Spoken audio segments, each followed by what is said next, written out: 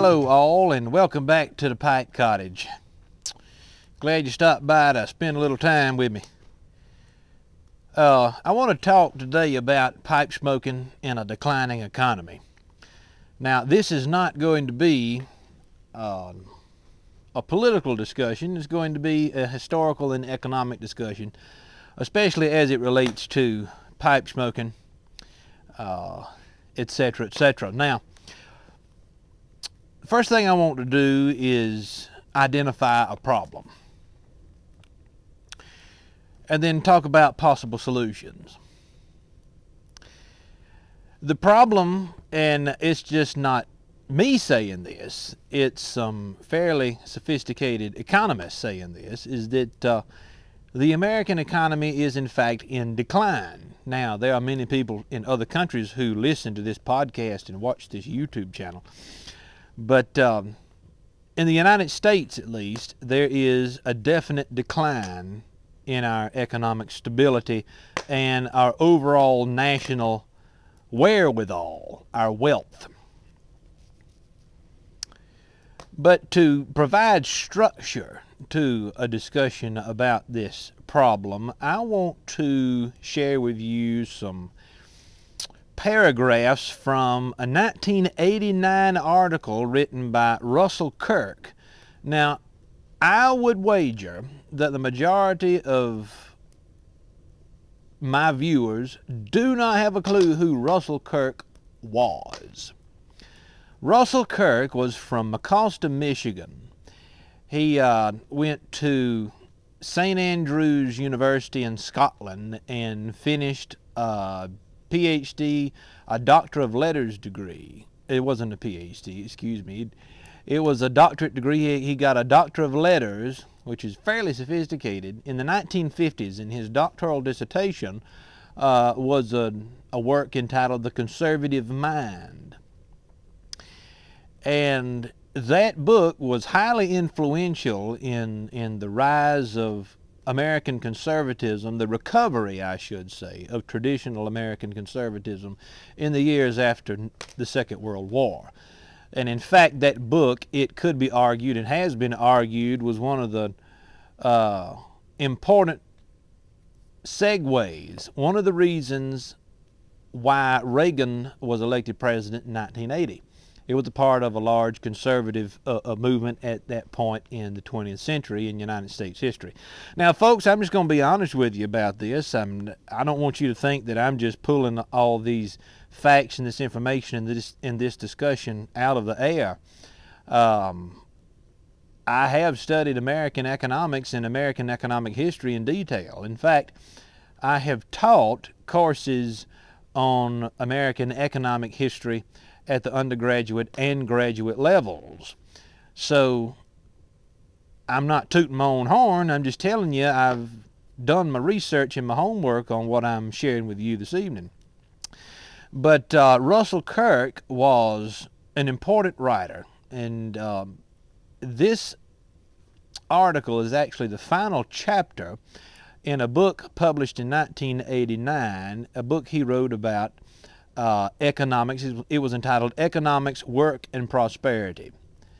And so let's use Dr. Kirk's article here to provide some structure to our discussion about the problem we're facing in the American economy, and then we'll get to a discussion of what all of this has to do with pipes, tobacco, and pipe smoking. So this is Dr. Kirk. Some people would like to separate economics from morals, but they are unable to do so. For unless most men and women recognize some sort of moral principle, an economy cannot function except in a small and precarious way. Moral beliefs, sometimes called moral values, make possible production, trading, saving, and the whole economic apparatus. So what is the importance of the connection between economics and morals? I think it is the same connection that James Madison, one of the founding members of our country and once President of the United States, a wonderful Virginian, by the way. James Madison once said in the Federalist Papers that this country will only succeed if it if it is made up in a majority of moral and religious people. If you do not have moral and religious people, this was Madison's point, I'm paraphrasing here, then a republic simply will not work. You can't have self-government without absolute morals and some type of moral compass that exists within the majority of the population.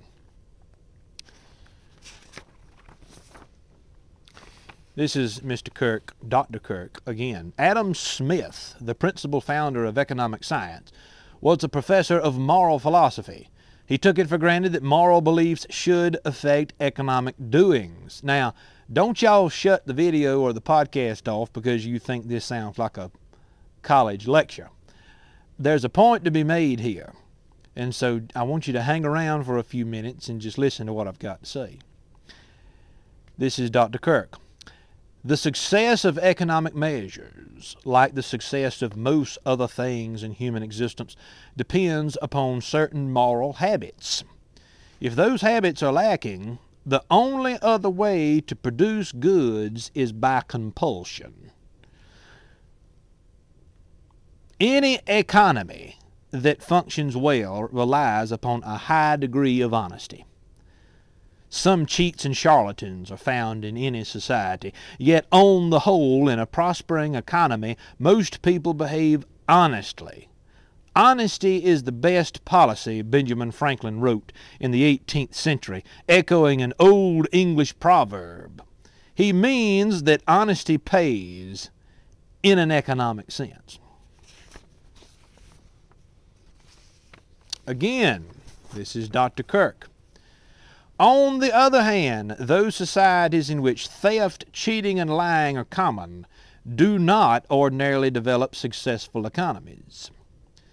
If production and distribution can be carried on only under armed protectors and without any certainty of being paid, then little will be produced and distributed above the level of subsistence.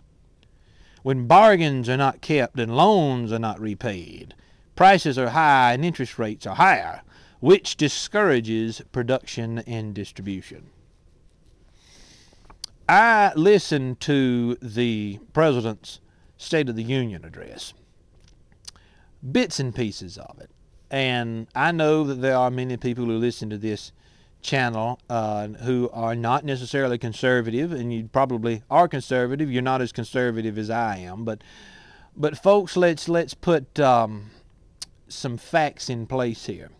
We have a federal government, not simply the executive branch, a federal government that genuinely believes to a certain degree, a dangerous degree, that the economy is in good shape, that inflation is not on the rise, that more and more people are able to buy homes now than ever before. People in government should never be judged upon what they say, but rather what they do. And if we judge our current government based upon what they do, then we must conclude that the economy is in poor condition.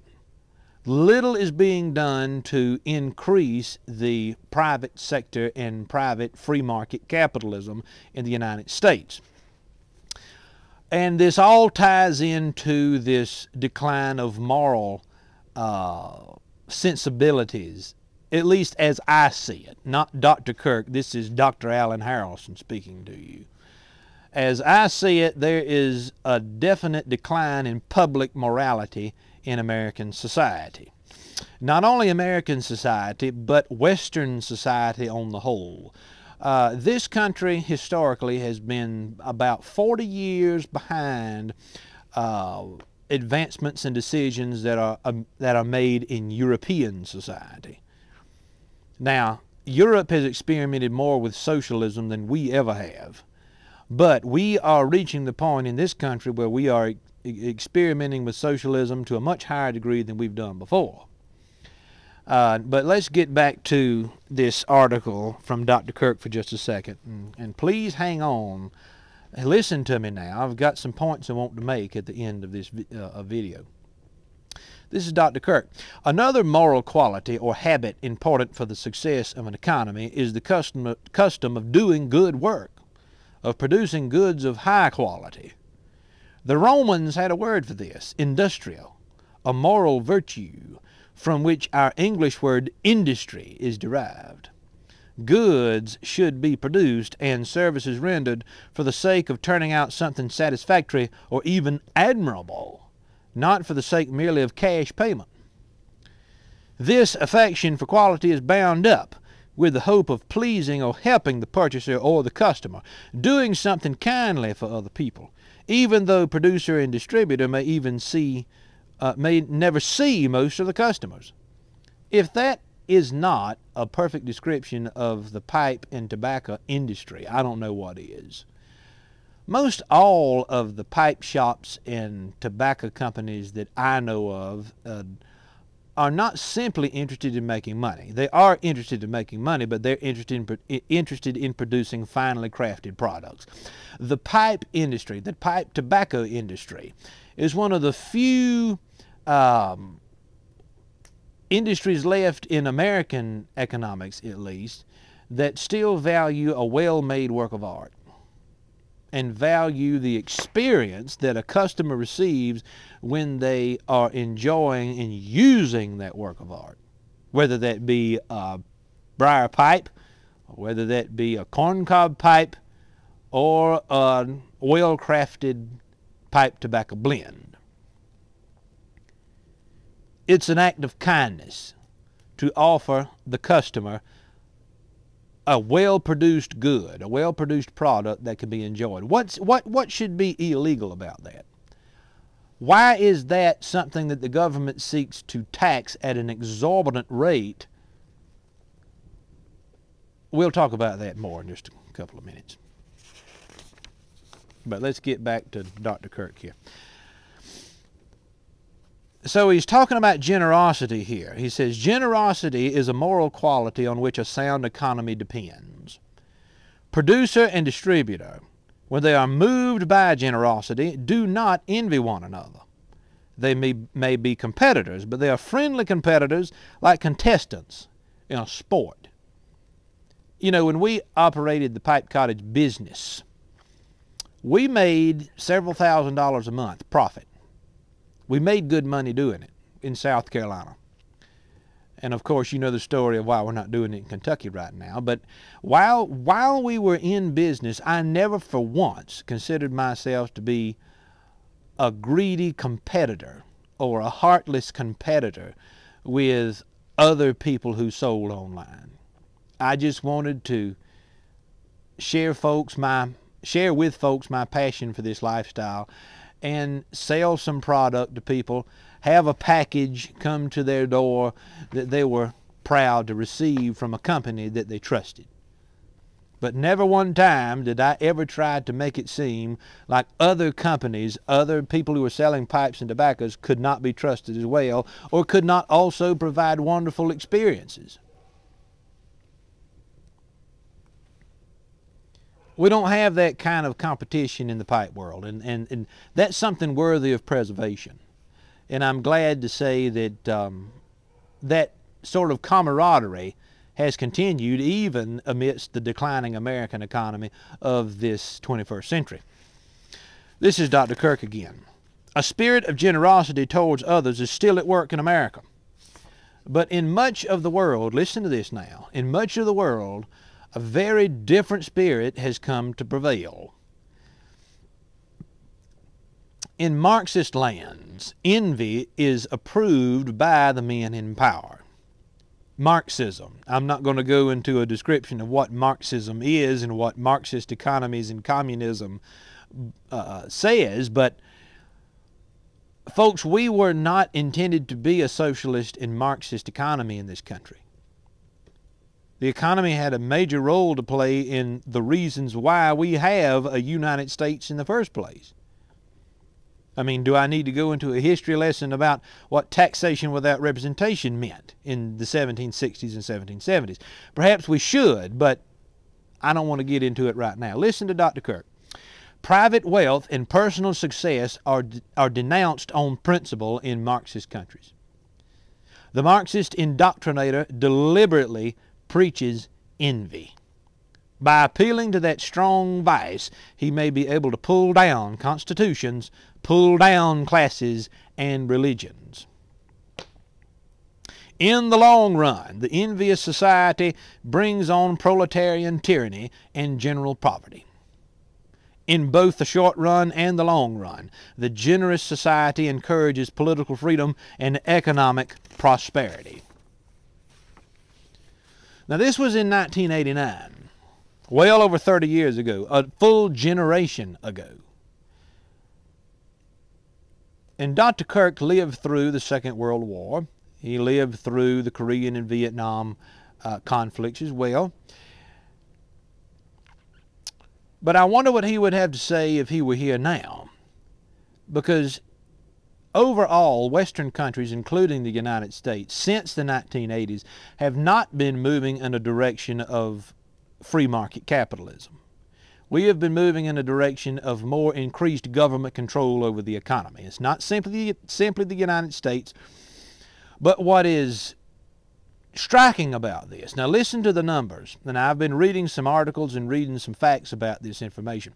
In the American society now, well over 50% of the voting population are either millennials or people born since the year 2000. And the vast majority of the people in those generations do not believe in free market capitalism. Now, I've got some theories about why that is. Perhaps one of the most important theories is that American universities and colleges are breeding grounds for socialist economic policies. Universities and colleges have done great damage, massive, great, almost irrevocable damage to the younger generation of Americans. And Winston Churchill had a quote about this, and I don't remember exactly what it was, but he said something to the effect that if you are a liberal when you're young, that's somewhat understandable, but if you're still a liberal when you're older and you've lived life and you have experience, then something bad wrong has happened. I mean, that's not what he said, and he wouldn't have said it like that, but ultimately that's what Churchill's main point was. And I'm not trying to step on people's toes. If you vote Democrat, you vote Republican, whatever the case is. But folks, we have to get real about the decline of the economy in this country and what we are going to do about it with discretionary income. Pipe smoking relies upon discretionary income. It's not a need. It's not food, shelter, or clothes. It's a hobby. It's a part of our lifestyle. And so if we're reaching a point in this country where we're having a difficult time putting food on the table, the price of living is going up day by day, then there's going to be less and less discretionary income to pay for things like pipes and pipe tobacco. So what's the solution to that? Well, before I talk about the solution, I have one more paragraph I want to read to you from Dr. Kirk, and then I'll talk to you about what I think we can do as pipe people to continue our lifestyle and our hobby, regardless as to the condition of the economy.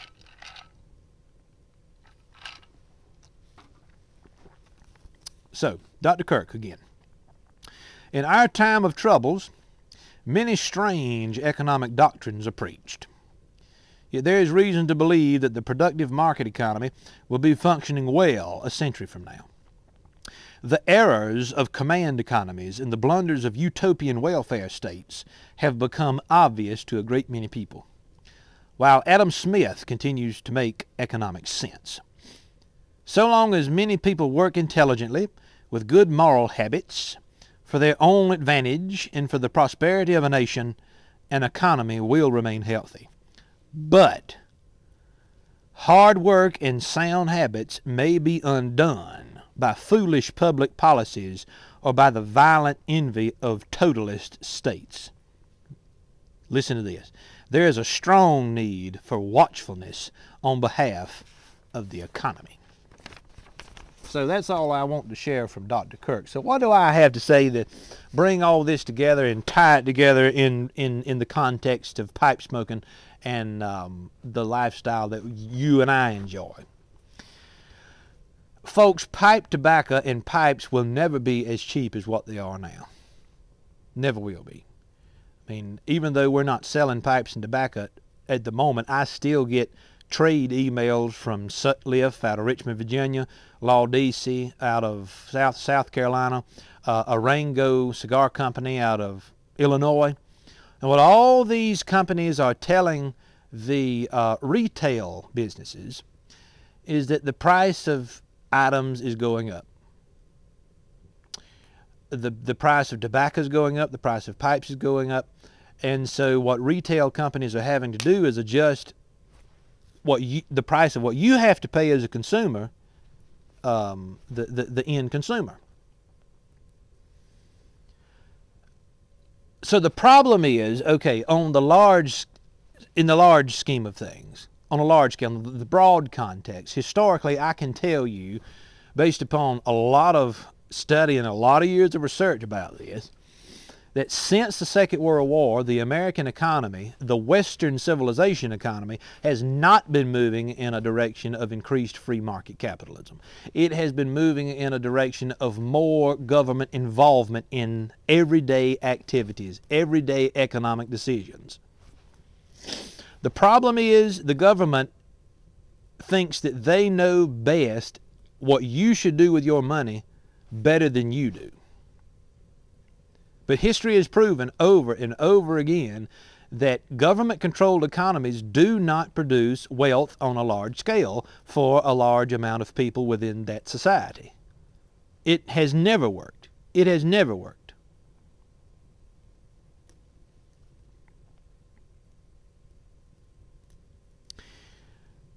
So what do we do as pipe smokers? Well, the first thing we can do is we can start cellaring.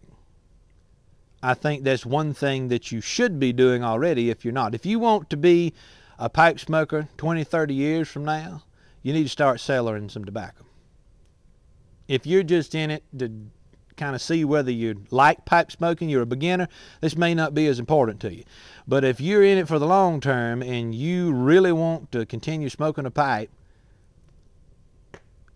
like I'm in my 30s now. When I'm in my 50s and 60s, I still want to be smoking a pipe and enjoying it and not having to pay $25, $30, $50 or more for a tin of tobacco. There are countries all over the world, and including Canada, I would say, that are paying $45, $50 a tin because of taxes on pipe tobacco. Now, why is tobacco taxed so much more than other items? Well, because the government sees pipe tobacco in the same category as cigarette smoke. Cigarette tobacco is just destructive to your body. It's a health hazard. I'm not convinced for 1 minute that any state government in this country or the federal government is at all concerned whether you die because of tobacco. It's an excuse to get more money from taxes from a consumer good. I'm not. Do you honestly think, does anybody honestly believe that the United States Congress or any state legislature or state government is genuinely concerned, excuse me, my words are running together here. Do you think that they are genuinely concerned if you croak tomorrow because of your use of pipe tobacco? Now, pipe smoking and health concerns is the topic for an entirely different video, but I'm not convinced that pipe smoking is going to make you die any earlier than you ordinarily would. And I don't think that any serious doctor would say that moderate pipe smoking, that we're talking 1 to 3 bowls a day, is going to take you to your grave any sooner than necessary. Folks, you're going to die one way or the other. I posted a quote on my Instagram page not too long ago, and it was something to the effect of, I would rather live a life that is broad in nature and shorter than one that is longer with narrow experience. I don't want to miss out. If I didn't find pipe smoking and I didn't find the enjoyment of pipe tobacco, I would think that I would be missing out on something. If I were not able to enjoy my pipes, I would think that there's some aspect of life that I know I enjoy, but I'm missing out on it. So why does government have to intrude upon that? Well, this is the problem when you have a government structure that thinks they know better how to control your life than you do yourself. So cellaring is one thing we can do. Cellar tobacco. I think overall the solution to an ever-growing government at both federal and local levels in this country is to gain more local home control of your economic decisions. Make decisions that put you in a situation where you have more control over your everyday activities and the goods that you use on a daily basis. Jim Harrison was, I think he's still alive. I don't know that he's dead. I think he's still alive, actually. Jim Harrison from Denmark, South Carolina, down in Bamberg County, South Carolina, in the Low Country. He is a very famous and very well-known, highly accomplished artist. And he paints these beautiful portraits of southern rural life, old southern farms. And he wrote a book years ago about the old way of living in the South, and he was waxing nostalgic about the way folks used to be more responsible for things. And my copy of that book I bought at a Cracker Barrel store probably 20 years ago. I know you can't find it in the Cracker Barrel now, but I bought my copy in an old Cracker Barrel store right there before we had dinner after church one Sunday. And I've read it many, many times. And one thing that Jim Harrison says in that book is that he wished he lived in a time when people were more responsible for the small, little, everyday things. More responsible for the food you put on your table, for the fire that goes in your fireplace, for the energy sources that you enjoy in your home. And I sympathize with that. And I think we as pipe smokers need to be, it's going to get to the point, I may be wrong, but I have a gut feeling it's going to get to the point where it'll be cheaper for you to grow tobacco than to buy it. It'll be cheaper for you to grow tobacco, learn how to process it yourself, create your own blends, than it will be for you to buy it. And I'm not so certain that's not what I'm going to do. I mean, we've got good land here. We've got land that can produce good tobacco. I know it'll produce burley. And Kentucky is a premier state for burley production. And I can learn how to cure my own tobacco and create my own blends. Just like folks used to raise their own meat and cure their own meat and have a smokehouse, and they'd milk their own cows and learn how to make cheese for themselves. You know, it's not just tobacco. Anything that the good thing that we have in pipe tobacco is it's a natural product that we can grow on our own land, and we can control the production of it. We don't have to rely on McClellan or Cornell and Deal. We don't have to rely upon these corporate entities that either are non-existent anymore, they're going out of business, such as McClellan, or they're producing tobacco that we have to pay taxes on. It's not,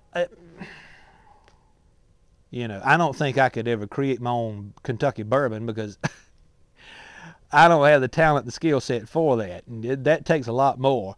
And that's another episode, another topic, something else that's taxed beyond measure, that there's no sense in it. But we need to gain more control over our everyday items, our pipe tobacco. Learn how to grow some stuff on our own. And so I think those two things are the answer to the problem of long-term pipe smoking in a declining economy. I don't think it's going to get any better. I do not think, regardless as who is the president of the United States, regardless as whether the Congress is primarily Democrat, primarily Republican, I don't think the decline in the economy that we're seeing now is going to be solved in my lifetime, and I'm in my 30s. Because the historical trajectory for the past 3 or 4 generations at least, has been towards more government involvement in people's everyday lives. So I would encourage you to buy, baby, buy. Buy as much tobacco as you can, and not simply from these large online companies. Go to your local brick and mortar.